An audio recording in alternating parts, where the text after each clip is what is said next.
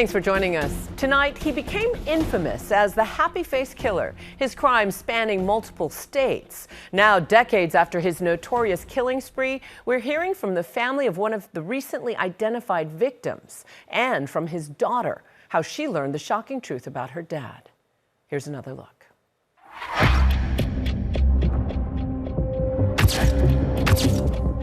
I just thought, what a vile person, what a predator. A serial killer hiding in plain sight. Here's a guy who's on the move constantly. He's a long-haul trucker. So he pulls into one place one night, he's there for a few hours, maybe he sleeps in his cab, and he's gone. Who even knew he was there? Taunting investigators, leaving his mark with a happy face. You're saying that you're the happy face killer? I am the happy face killer. To put the happy face at the end of these taunting letters is to show the public, the media, whomever, that killing makes him happy. His killing spree preying on women, murdering at least 8 victims across 5 states, perhaps more. He knew exactly what to do. He admitted himself he has an uncanny way of finding the right one. What drives somebody to do something like that? Soulless, evil bastard. His horrific crimes now playing out in the Paramount Plus drama inspired by her real story, Happy Face. The happy face killer. The trucker serial killer from around here? Mm-hmm. He's my father. Starring Dennis Quaid as the happy face killer, told through the eyes of his daughter, Melissa Moore. You're just like your old man. I am not like you at all. What made you want to do it?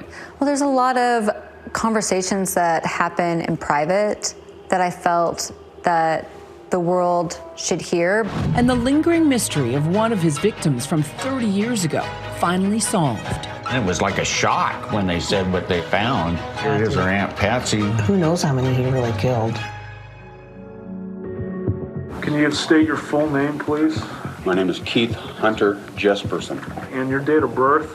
April 6, 1955. Of all the notorious serial killers, Keith Jesperson might just be one of the most bewildering.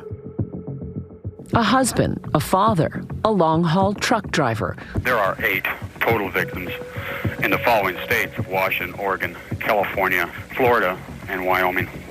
Before and after being caught, Jesperson describing his heinous crimes with an unnerving candor. I felt that by dragging her under the truck, that I would destroy all evidence of who her identity was. He spoke to me from a prison phone in 2010. What happened with the first murder? I picked up a woman at a bar, took her home. I thought I was going to get lucky. His murderous spree began with a woman he met in a Portland area bar, 23-year-old Tanya Bennett, described by family as overtly friendly and having developmental challenges. After a night of heavy drinking, he lured her back to his apartment to try to have sex. Comments were made and different things, and an altercation happened, and I struck her. I actually had hit her in the face, and for some reason, I just kept on hitting. I don't know exactly why. Because of that, I feared going to prison for slugging her in the face and causing bodily injury, and so I killed her. You meant to kill her? Oh, yes, I did. I meant to kill her to cover up the assault. Tanya's strangled body was found in the woods days later, but Jesperson wasn't a suspect. Instead, a woman who had nothing to do with the case, Laverne Pavlinac, went to police and used details of the crime from newspaper reports to frame her abusive boyfriend. Meanwhile, the real killer is frustrated and envious of all the attention the pair is receiving for his crime. I was puzzled. I'd say it was something that just caught me kind of like off guard, especially when I heard it wanted to confess to it. So back on the road, in a rest stop bathroom, he scribbles on the wall, January 21st, 1990, I killed Tanya Bennett in Portland. 2 people got the blame, so I can kill again. And he does. 7 more women over the next 5 years after he split from his wife, victims who were often living on the margins. Did you choke all of the women? Yes, I did, yeah. It had worked the first time, so I went to the second and third, fourth and fifth, sixth and seventh. It's so gruesome, Keith, what you're describing. I'm sorry it happened. Wish it never happened. And can we move on?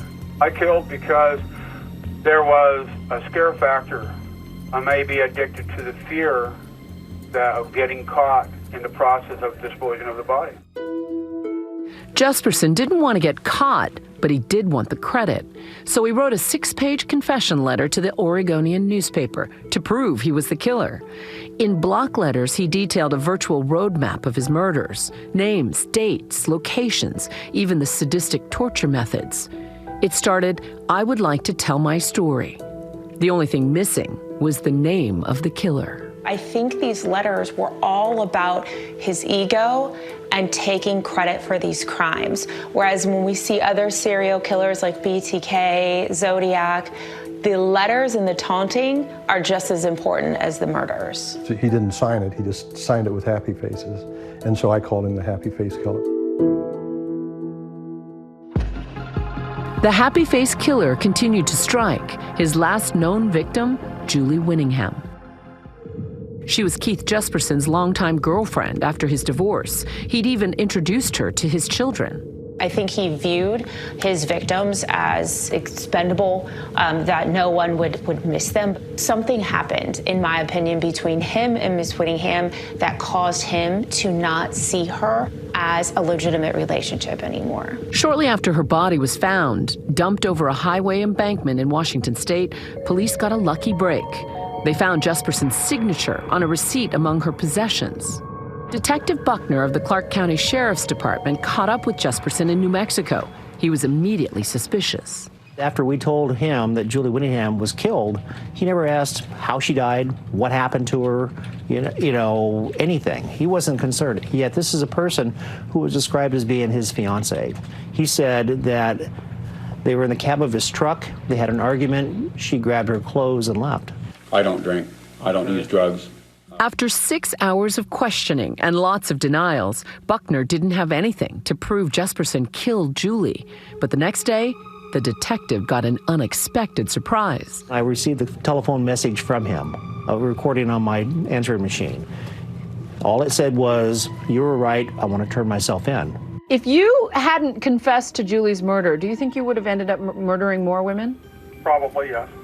Jesperson confessed to the killings in exchange for plea deals that would allow him to avoid the death penalty. He received multiple life sentences that would ensure that he would spend the rest of his days in an Oregon State penitentiary. Jesperson actually ultimately ended up pleading guilty. There's really no way he could have gotten around that, especially with, not one but two different confessions at different times to different people. For his daughter, Melissa, her father's cruelty meant that for years she'd be tormented by the thought that perhaps a killer gene runs in the family. Really just studying how psychopaths are made, how serial killers are created, and realizing that it's just, I wasn't predestined to have any of his ill traits. So ancestry is not destiny. Right. Psychopaths are in your DNA. Like, it is genetically passed on, but becoming a serial killer is not. For decades, one of Jesperson's victims' stories was never fully told. A Jane Doe found in 1993 on a Northern California roadway called Pacheco Pass. It was in June, early in the morning, when our Jane Doe was discovered, and she was actually discovered by a man who stopped on the side of the roadway.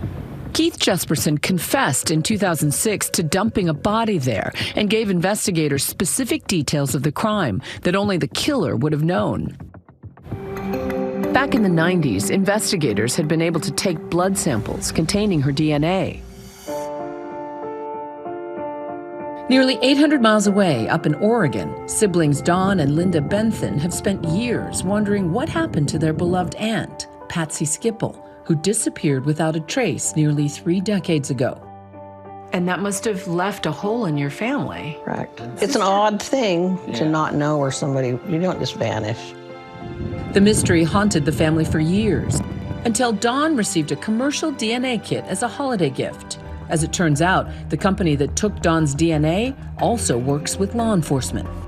It was only just a few weeks later that I got notified that they wanted to use my DNA for a case. They didn't tell me what it was for or anything. Catalano had worked up a family tree based on DNA collected from other consumer kits. Dawn's was the closest match they'd found yet. Here it is, her Aunt Patsy's body was found. And I was like, I had to repeat it, let me get this straight. You didn't just find her, she's now a victim of the happy face killer. Nobody said anything for like 3 minutes. Yeah. We were just like, let that sink in. For much more on this story, watch Impact by Nightline's Deadly Smile, the happy face killer, now streaming on Hulu. And when we come back, men and women touting the alleged benefits of testosterone replacement therapy. But is it safe?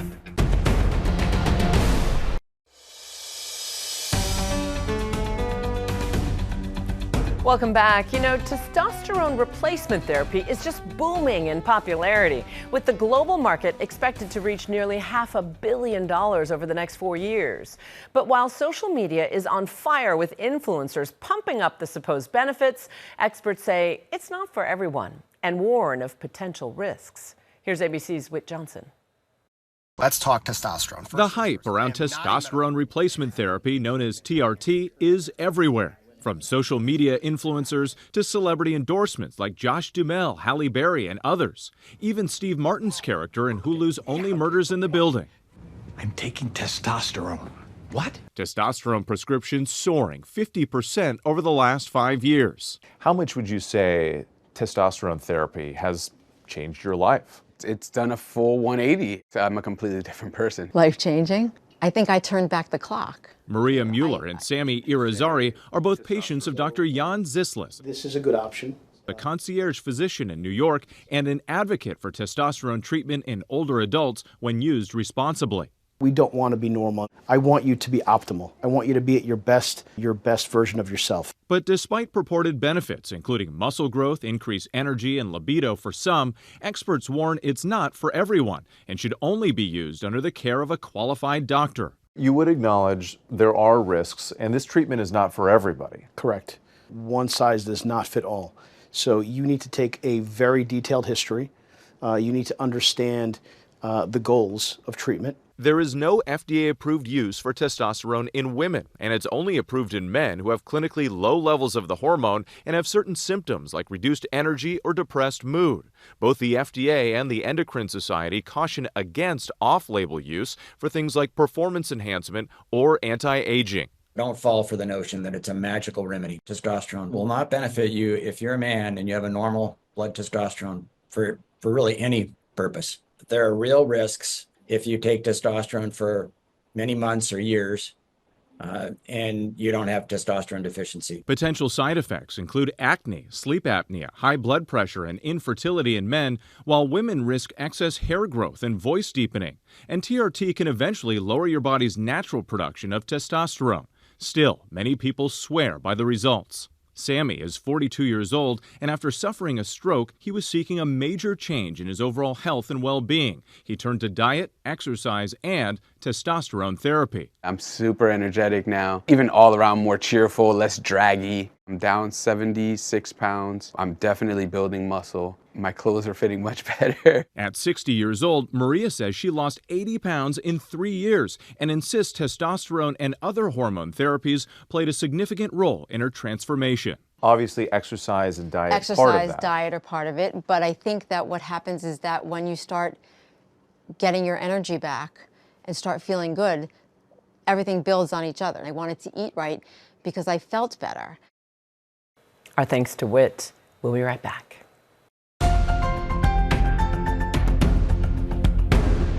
And that's Nightline. You can watch all of our full episodes on Disney Plus and Hulu. We'll see you right back here Monday. Thanks for staying up with us. Good night, America, and have a great holiday weekend.